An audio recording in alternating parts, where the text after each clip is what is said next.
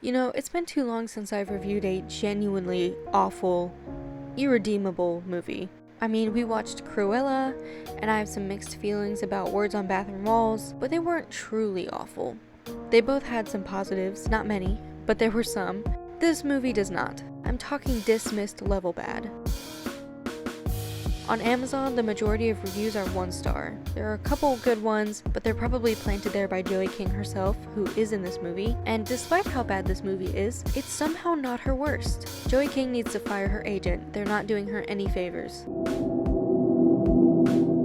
Hey, how are you? I hope you're well. The movie we're going to be talking about today is The Lie. Spoilers, this does have a twist ending, and we're going to be talking about it, so if you care, then go watch this movie and then come back so we can commiserate on how awful it truly is. So, this movie is about a girl, Kayla, pushing her best friend off of a bridge. I pushed her!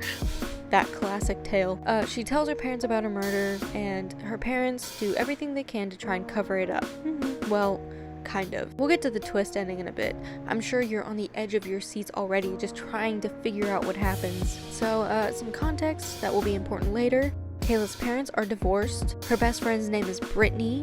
Brittany's dad, Sam, is not a nice guy. From the very first scene, it's bad. Everything is so stiff. The way they talk, their body language, I can see the word acting might as well be written on Joey King's forehead. And what I mean by that is, remember in the Marriage Story review, I said that I didn't have any moments of these people are acting and I'm watching a movie? Well, I had the exact opposite experience here. These people feel like actors. I can hear it in their voices, I can see it in their movements. Joey King is concentrating so hard on being in character that the word acting has appeared on her forehead. She might as well get a tattoo. The best example I can give of this is here. When the doorbell rings and the mom drops the bowl because she's supposedly startled, but she doesn't actually jump.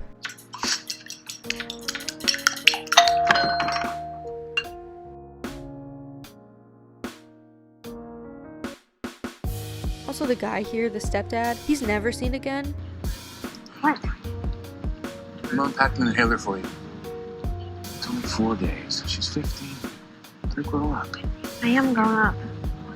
Yes, you are. My bad. He literally does not need to be here at all. It could have just been the mom, and the scene probably would have been the same. So anyway, the mom drops Kayla off at her dad's, Jay I think his name was, and they're going to a ballet retreat thing. Oh, and by the way, in the first scene, Jay is wearing a fedora, so do what you will with that information. I also like to call him Walmart Jim Hopper.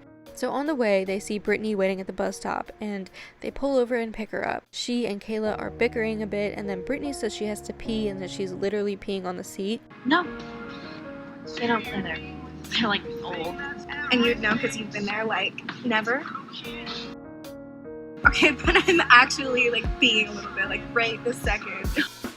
For some reason, okay, didn't want to know that, but so they stop and the two girls go into the woods and then Kayla pushes Brittany off of a bridge. I pushed her. Jay takes Kayla home because she lost her inhaler and she needs it and she's feeling pretty sick over the murder she just committed, and Jay goes to see her mom and he's acting so weird. The dialogue in this movie is absolutely horrendous. All of them repeat themselves over and over 80 times before the next character says their line, and I think it's to fill the space, because when they don't do that, there's a good 3 seconds of just awkward silence before they start talking. It's so bizarre because they say their line over and over again, and the other character just stands there like a laggy NPC before they actually say their line. Wait. What's the code for your phone?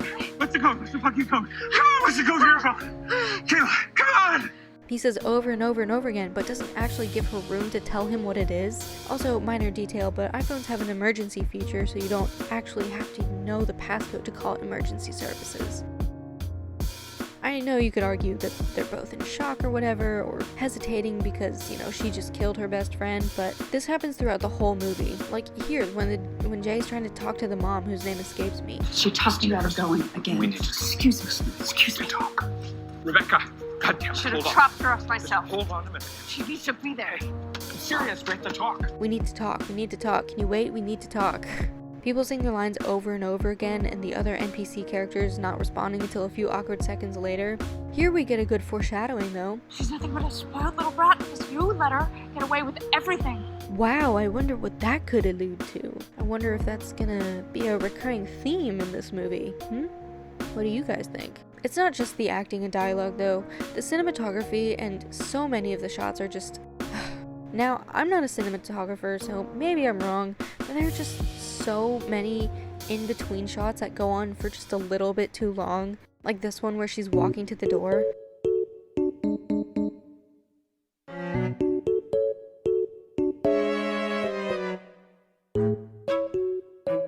They literally could have cut that scene of her walking in half and we would have gotten the gist. There's so many scenes of the characters doing nothing but being NPCs. They're like Sims, and they go on forever.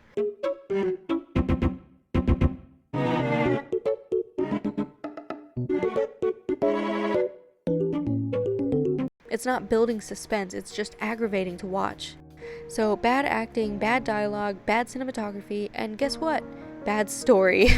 This movie was essentially the parents panicking for 2 hours. They kept saying, oh, they're gonna come take her away any minute now, her life is gonna be ruined, to try to add some stakes, I guess. She can't have her life ruined. Every time there's some kind of tension, like when the police officers are there, they just say, we did nothing, it's the best friend's abusive dad's fault, leave, and then they leave. We found this. There. Get out. Get out of my house. Come on, Becca. I need you to leave right now.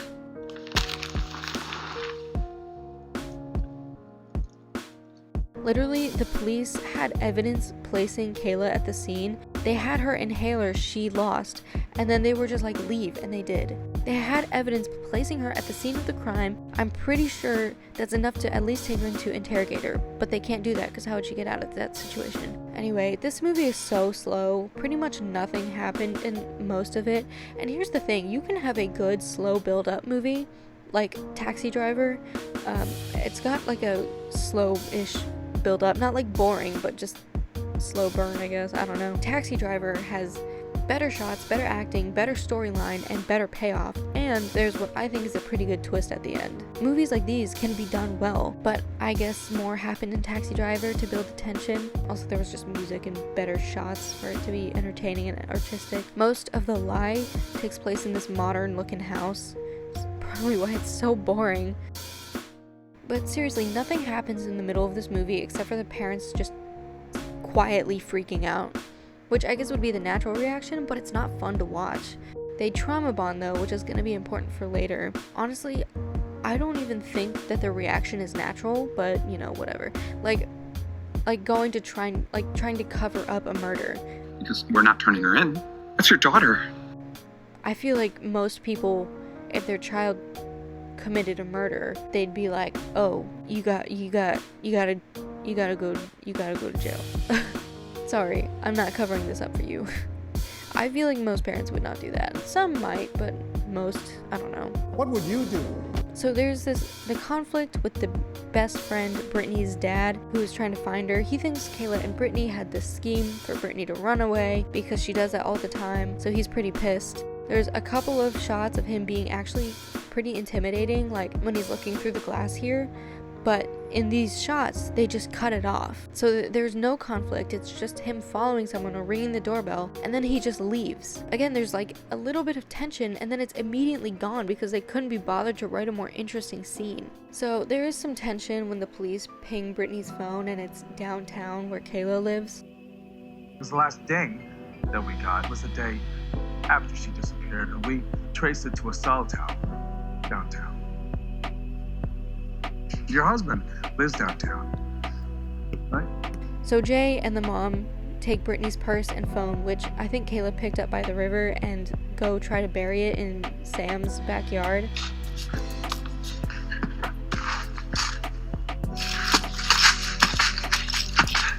So Jay is trying to dig, and the mom is in the car and she sees the lights go out, so they don't know where he is in the house. So she gets out to try and figure out where he is, and then he starts walking up the road. I think they get into a fight or something, and Jay ends up almost drowning him in a river for some reason.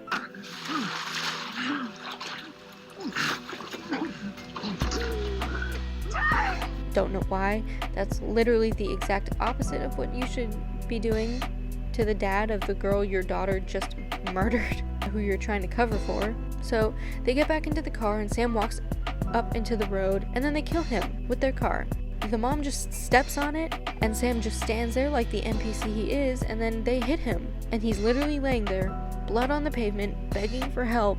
And at first Jay is like, again, like, call 911. And then he's like, wait, no, don't do that. And so they just stand there and watch him die as shells of the people they once were. I don't know why they did that, because obviously they're gonna be the main suspects for his murder. The police are already onto them. Why would you do that?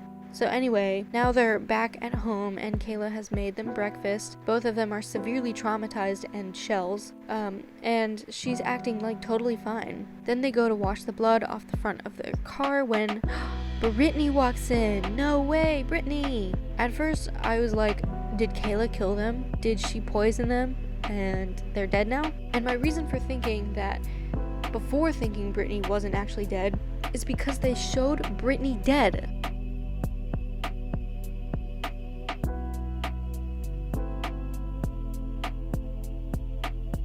Dude, the story was, the reason why Brittany is alive is because Brittany wanted to see her boyfriend instead of going to the ballet thing, and she said it would be funny if they faked her death. Also, I understand as a teen making mistakes, you know, the part of your brain that is the decision-making part is not fully developed yet. But thinking faking your death is funny? Brittany, you're a little twisted. Okay, also, so you're wondering why Kayla didn't just tell her parents that it wasn't real. Remember how I said her parents were divorced? It was because she wanted her family to continue to be trauma bonded. She wanted it to be like when she was little, so she traumatized her family. Her parents are shells of the people they once were. They literally murdered a guy so you could be a happy family for a bit. So, I mean, I guess I get that. I mean, obviously, I understand her wanting to have a happy family, but pretending to murder someone to do that is just, I can't, I don't even have words for that. So the end is her, again, repeating the same line over and over 80 times, and then all of them hugging as police sirens approach them. I was gonna tell you. I swear I was. I wasn't gonna tell you. I swear I was. According to the Google FAQ, the parents were found guilty of murder. So I knew this movie was going to be bad going into it, but wow. I really did not expect this level of stupidity and just bad. This movie isn't even so bad it's good. It's so bad it's awful. It's not fun to watch because it's boring and aggravating, and all of the lines are just awkward and stiff. You don't get emotionally attached to any of the characters. You're not even rooting for anyone. I think a good movie should have you rooting for the characters, whether that be the police officers or the family, but none of these characters are likable at all. They don't have personalities. Kayla supposedly loves ballet and wants to be a professional dancer, and her room is ballet themed, but she's shown not wanting to go to the retreat or wanting to dance at all. Do I have to go to this stupid retreat? Why can't I just stay home? Other than that, she's just annoying. Brittany is unlikable. The mother's only traits are anxiety and hard ass, and the dad is a literal fedora wearer. Sam is also unbearable, mostly because he repeats his lines so much and yet he never really says or does anything. This movie is just so bad. Anyway, tell me what you think about this movie. Were you surprised that Brittany was actually alive?